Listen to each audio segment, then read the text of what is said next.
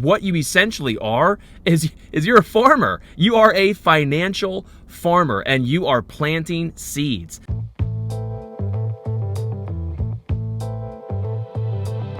What's up, guys? I'm Kay Scholl. Welcome to another financial awareness video. Okay, so how to invest during times of uncertainty, or how should you be investing during periods of stock market volatility or stock market uncertainty? We're going to take 5 different ways, questions you should be asking yourself or things you should be doing in order to help you answer this question for yourself. And they are: number 1, stay in your lane. Number 2, should I be reallocating my capital?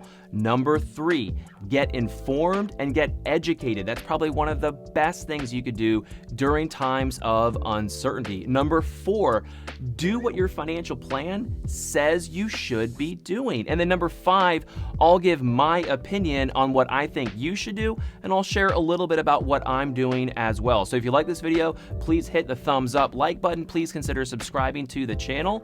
And with all that said, let's get to work.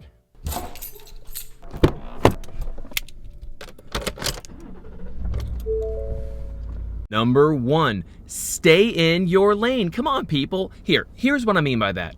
A couple questions for you.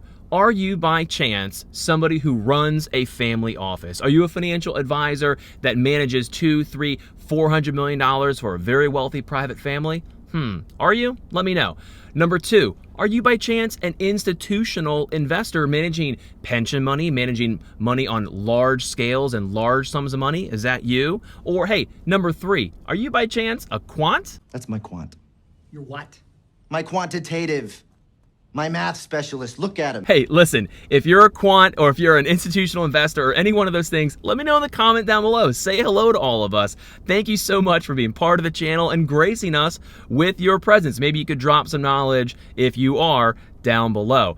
If you are none of those things, then you're what I would call just like me. You're an average retail trader. You're trying to invest money for your children's college. You're trying to invest money for your retirement, and you're just trying to enjoy your life as you go from point A to point B on your financial planning journey. And if that is you, then what should you do to invest during periods of market uncertainty or ambiguity?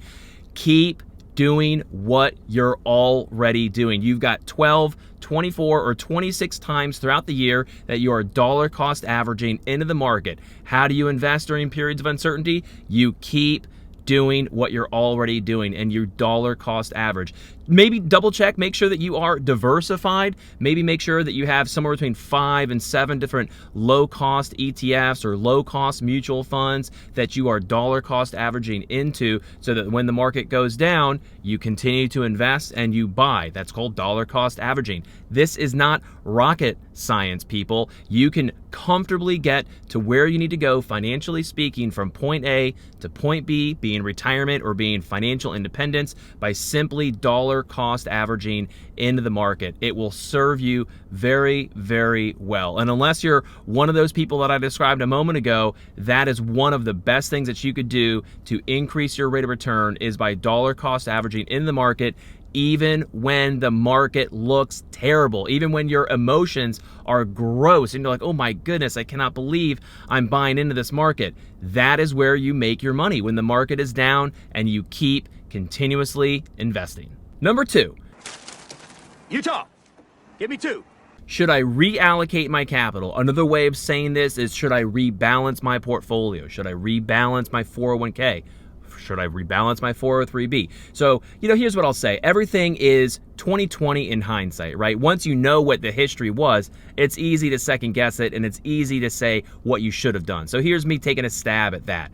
There's 2 camps of people. I would say, if you by chance happen to get lucky and you rebalance your portfolio around last November, maybe before Thanksgiving of 2021, if that was you and you went from a very aggressive portfolio allocation and you rebalanced to a more conservative or balanced asset allocation, then I would say now is the time over the next few months to dollar cost average out of those more conservative balanced positions and reinvest back into those more aggressive positions within your 401k, within your Roth IRA, within your qualified retirement accounts, or shoot, even within a non-qualified brokerage investment account, right? I would say now's the time.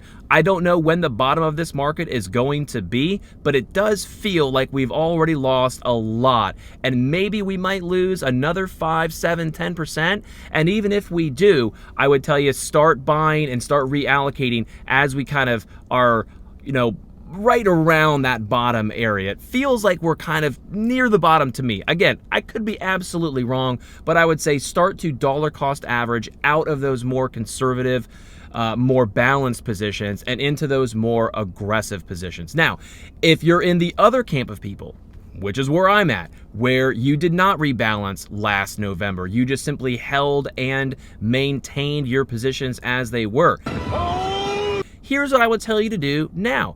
I wouldn't say to sell out of those aggressive positions and reallocate your capital today, because those positions probably have come down in value, especially if you're invested in like anything tech related, right? Anything that had a super high PE ratio, that had a super high multiple. You saw the most aggressive declines of anything else. So I would say if that's the position that you're in, I would tell you to double down and invest more into those positions now and over the next 2 or 3 months, maybe into the summer, because you're going to see those positions have a really nice bounce back up, in my opinion. Again, could absolutely be wrong, but I think, over the next few weeks, over the next few months, going into the summer of 2022, I think we're probably going to be able to at some point look back and say, okay, maybe end of first quarter, early start of second quarter is really where the bottom was, right? There's all kinds of turbulence going on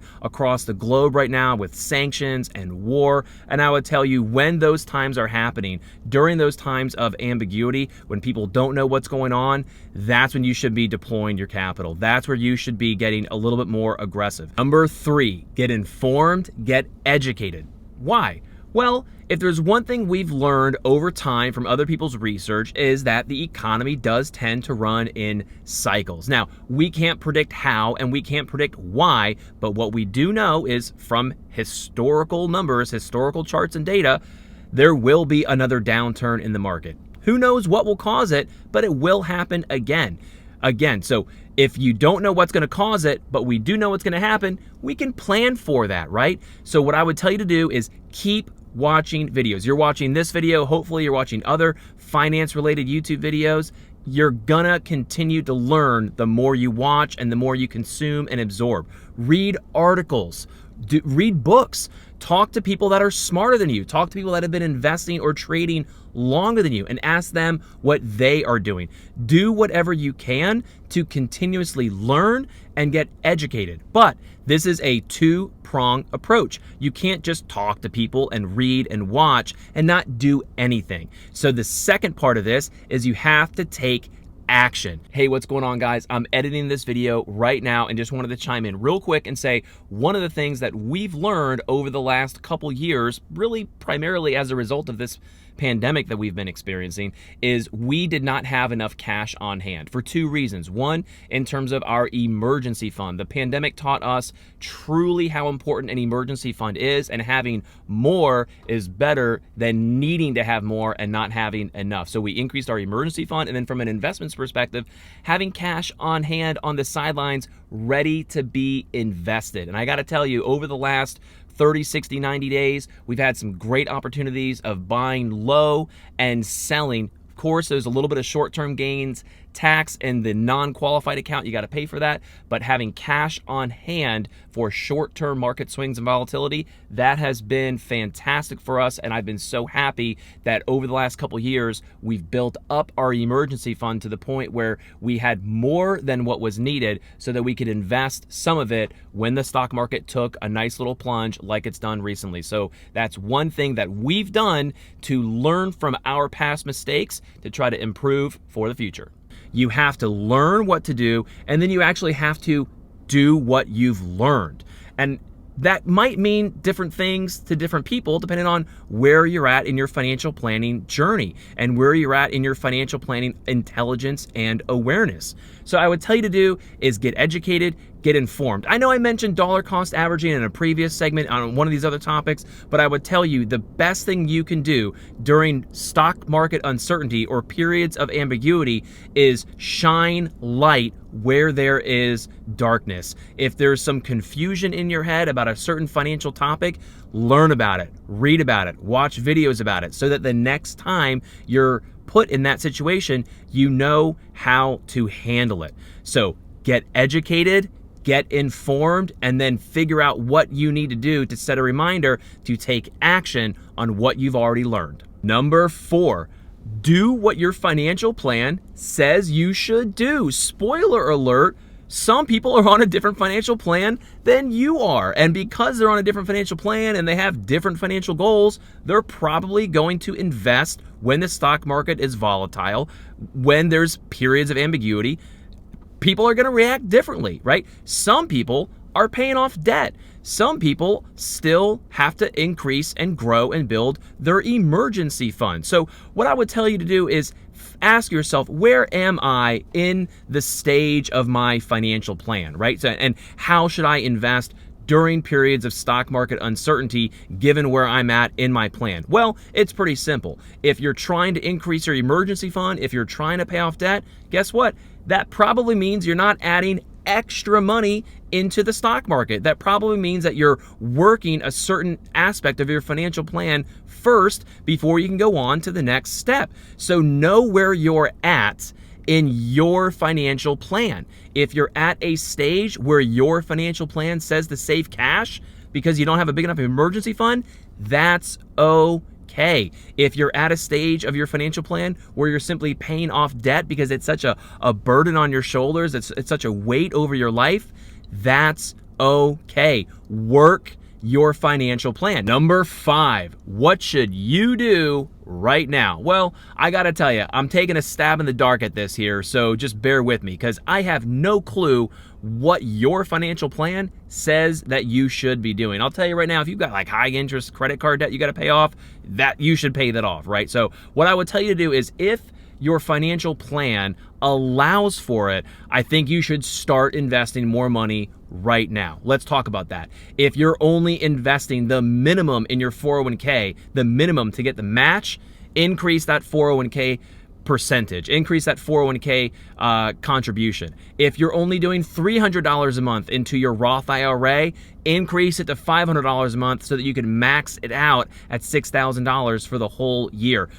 Control what you can control. If you can increase your revenue, fantastic. If you can control your expenses and decrease your expenses, then that gives you a little bit more money to save and invest more money. So that's what I think you should do. Personally speaking, that's what my wife and I are doing. Just last month, we finished paying off her 5 Series. Huge accomplishment. Super happy about that. That has allowed us to increase the amount of money that we are saving. We are not spending more money. We are increasing the amount of money that we are able to save, because right now the market has corrected. It is at its low point, or at least it's reaching that low point. So what I would tell you to do, again, I don't know where you're at in life, I don't know where you're at in your financial journey, but if you want to ride this wave with me, we are investing more money starting right now.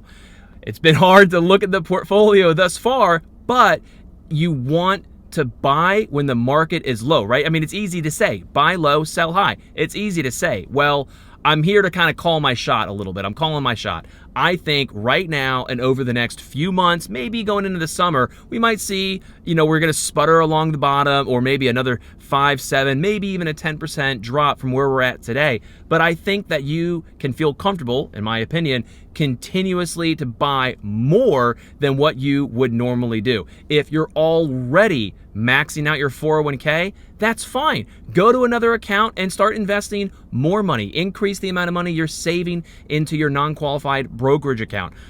again, you've heard this phrase before, right? When there's fear in the streets, you should be buying, or you should be investing. That's where we're at right now. There's a lot of fear in the world right now. There's a lot of uncertainty. There's a lot of sanctions going on. There's a lot of ambiguity. When that happens, invest more money, because what you essentially are is you're a farmer. You are a financial farmer, and you are planting seeds. Some of these seeds that you're planting now and over the next few months, maybe you might harvest them as quickly as later this year and have some short-term capital gains if it's in a non-retirement account. But for most of you, you're probably planting seeds inside college savings accounts or HSAs, or maybe into your retirement account, right? And you're a financial farmer, and you're not going to harvest those seeds until you reach retirement or till maybe your kids are in college. So what I would tell you to do right now is to aggressively look at your budget, find out what you can control, what you can eliminate, what you can reduce your expenses on, so that you can invest and save more money. Because in my opinion, the seeds you plant right now, I think are going to bloom and blossom quite well, and you will be very, very happy when the time comes for you to harvest those seeds. So that's what I would tell you to do right now.